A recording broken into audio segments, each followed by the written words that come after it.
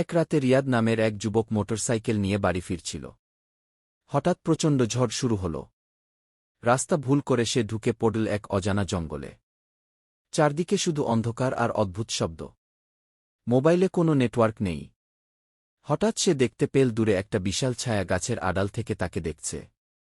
ভয়ে তার শরীর কাঁপতে লাগল। সে দ্রুত হাঁটতে শুরু করল। কিন্তু যতই সামনে যায় ততই মনে হয় কেউ তার পেছনে হাঁটছে। এক সময় সে একটি পুরনো পাথরের মন্দির দেখতে পেল। মন্দিরের দেয়ালে রক্ত দিয়ে লেখা ছিল, রাক্ষসকে জাগিও না। ঠিক তখনই জঙ্গলের ভেতর থেকে ভেসে এলো ভয়ঙ্কর গর্জন। কে আমার ঘুম ভাঙাল?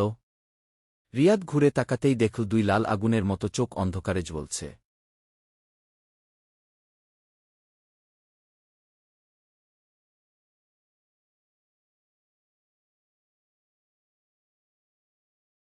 পার্ট 2 আসছে।